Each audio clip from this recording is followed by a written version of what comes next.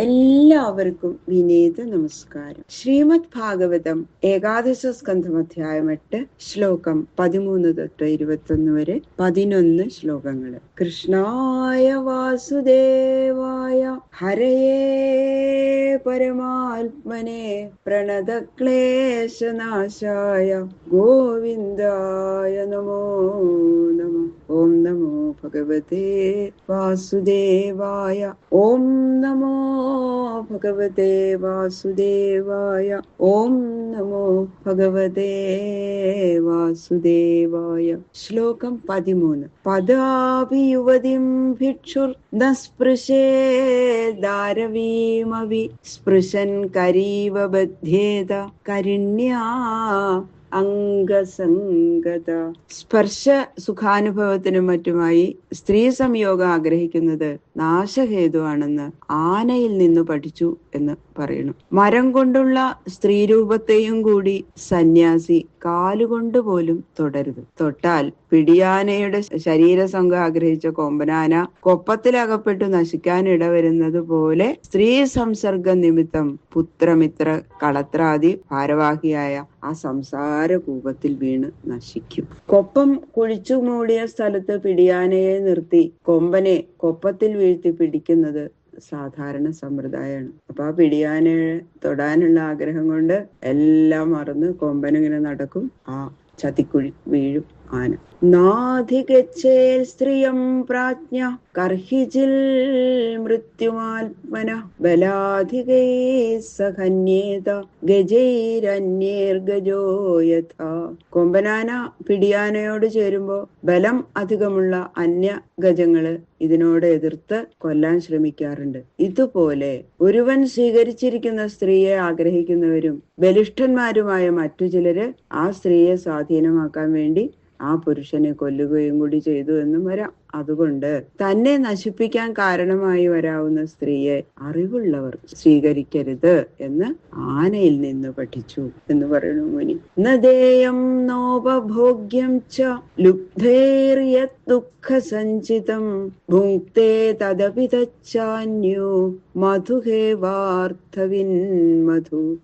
ആർക്കും കൊടുക്കാതെയും താൻ അനുഭവിക്കാതെയും ലുബ്ധൻ സൂക്ഷിച്ചു വെക്കുന്ന മുതല് വേറൊരാൾക്ക് അനുഭവിക്കാനുള്ളതായി വരും എന്ന് തേനെടുക്കുന്ന പുരുഷനിൽ നിന്ന് പഠിച്ചു. എങ്ങനെയെന്നാൽ തേനീച്ചകള് മരങ്ങളുടെ ദ്വാരങ്ങളില് തേൻ കൊണ്ടുവന്ന് സൂക്ഷിക്കും. ലക്ഷണങ്ങൾ കൊണ്ട് ഇന്ന ദിക്കിൽ തേനുണ്ടെന്നും അത് എടുക്കേണ്ടത് ഇന്ന വിധമാണെന്ന് അറിവുള്ള തേനെടുക്കുന്ന പുരുഷൻ ആ തേനെടുത്ത് അനുഭവിക്കുന്നു. ലുബ്ധന്റെ ധനവും ഇതുപോലെ അന്യനെടുത്ത് അനുഭവിക്കും. സുദുഃഖോപാർജിതൈ വിത്തൈ ആശാസാനാം ഗൃഹാശിഷ മധുഹേവാഗ്രതോ ഭുങ്ക്തേ യതിർവൈ ഗൃഹമേധിനാം. തേനീച്ചകള് തേൻ സമ്പാദിക്കുന്നു, തേനെടുക്കുന്നവര് അതിനെ ആദ്യം അനുഭവിക്കുന്നു. അതുപോലെ ഗൃഹസ്ഥാശ്രമികള് വിഷയസുഖം ആഗ്രഹിച്ചുകൊണ്ട് സമ്പാദിക്കുന്ന ധനം ചെലവ് ചെയ്ത് തയ്യാറാക്കുന്ന ഭക്ഷണാദികളുടെ അംശം സന്യാസി ആദ്യമായി ഭക്ഷിക്കുന്നു.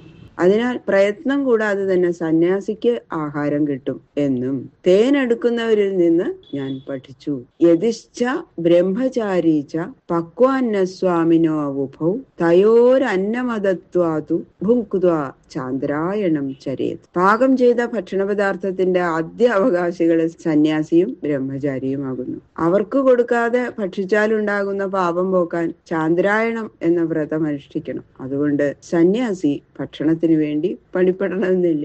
ഗ്രാമ്യഗീതം ന ശൃണുയാത് യതിർ വനചരക്കുജിൽ ശിക്ഷേദ ഹരിണാത് ബദ്ധാത് മൃഗയോർഗീതമോഹിതാത്. മാനിനെ പിടിക്കുന്ന വേടൻ 4 പാടും വല വെച്ച് മറഞ്ഞിരുന്ന് സംഗീതം ആരംഭിക്കും. ഈ ശബ്ദം കേട്ട് മോഹിച്ച് ഓടി വരുന്ന മാൻ വലയിൽ കുടുങ്ങുമ്പോൾ വേടൻ അതിനെ കൊന്നു തിന്നണം. ഇതുപോലെ കാട്ടിൽക്കൂടി സഞ്ചരിക്കേണ്ടവനായ സന്യാസി ഗ്രാമത്തിലിരുന്ന് ജനങ്ങളുടെ സംഗീതാദികൾ കേൾക്കരുത്. കേട്ടാൽ നശിക്കാൻ ഇടവരും. നൃത്യവാദിത്രഗീതാനി ജുഷൻ ഗ്രാമ്യാണി യോഷിതാം ആസാം ക്രീഡനകോവശ്യ ഋഷ്യശൃംഗോ മൃഗീസുത. ഇതിന് ഒരു ഉദാഹരണം പറയാണ്. ഋഷ്യശൃംഗ മഹർഷിയാണ് ഇതിന് ഉദാഹരണം. സ്ത്രീകളുടെ പാട്ടും കളിയും കേട്ട് രസിച്ചുകൊണ്ടിരുന്ന ഋഷ്യശൃംഗ മഹർഷി അവരുടെ കളിക്കോപ്പ് എന്ന പോലെ സ്ത്രീവശകനായിട്ട് ഭവിച്ചു. അതിനാൽ മനസ്സിൽ രാഗാതിവൃത്തികളെ വർദ്ധിപ്പിക്കുന്ന പ്രാകൃത പാട്ട് കേൾക്കരുത്. ഭഗവത് ഭക്തിയെ ജനിപ്പിക്കുന്ന ഗീത, ഭാഗവതം മുതലായ ഭജനഗാനങ്ങൾ കേൾക്കാൻ വിരോധമില്ല എന്ന് സൂചിപ്പിക്കാനാണ് ഗ്രാമ്യഗീതങ്ങൾ കേൾക്കരുത് എന്ന് പറഞ്ഞത്. ജിഹ്വയാദിപ്രമാധിന്യ ജനോ രസവിമോഹിത മൃത്യുമൃച്ഛത്യസൽ ബുദ്ധി മീനസ്തു ബഡിശേർയഥാ. മത്സ്യത്തിൽ നിന്ന് എന്താണ് പഠിച്ചത് എന്ന് പറയാണ് അടുത്തത്. ചൂണ്ടലിൽ കോർത്ത മാംസത്തെ ആഗ്രഹിച്ച മത്സ്യം എന്ന പോലെ നാവിനെ തൃപ്തിപ്പെടുത്താൻ വേണ്ടി രസമുള്ള പദാർത്ഥങ്ങൾ ആഗ്രഹിക്കുന്ന അവിവേകി നശിച്ചു പോകുന്നു. അതുകൊണ്ട് നാവിനെയാണ് മുമ്പിൽ ജയിക്കേണ്ടതെന്ന് മത്സ്യത്തിൽ നിന്ന് പഠിച്ചു. ഇന്ദ്രിയാണി ജയന്ത്യാശു നിരാഹാരാ മനീഷിണ വർജയിത്വാദുരസനം തന്നിരന്നസ്യ വർദ്ധതേ. ഭക്ഷണം ഉപേക്ഷിച്ചാൽ മറ്റ് ഇന്ദ്രിയങ്ങളെ ജയിക്കാം. അതിനാൽ ഇന്ദ്രിയ ജയത്തിനായി വിദ്വാൻമാരായ ചിലര് ആഹാരം ഉപേക്ഷിക്കുന്നു. ജിഹ്വ എന്ന ഇന്ദ്രിയത്തെ ജയിക്കാൻ പട്ടിണി കിടക്കുന്നത് കൊണ്ട് കഴിയില്ല.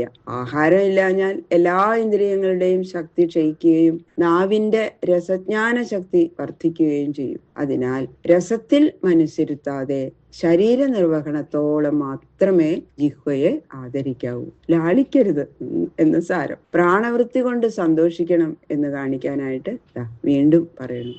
താവൽ ജിതേന്ദ്രിയോ നസ്യാൽ വിജിതാന്യേന്ദ്രിയപുമാൻ ന ജയേൽ രസനം യാവൽ ജിതം സർവം ജിതേരസേ.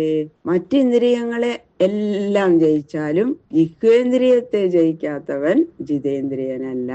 ജിഹ്വയെ ജയിക്കാൻ തന്നെ ശ്രമിക്കണം, എന്നാൽ എല്ലാം ജയിച്ചു. ബാക്കിയുള്ള ശ്ലോകങ്ങള് നാളെ നോക്കാം. സർവത്ര ഗോവിന്ദ നാമ സങ്കീർത്തനം. ഗോവിന്ദ ഗോവിന്ദ.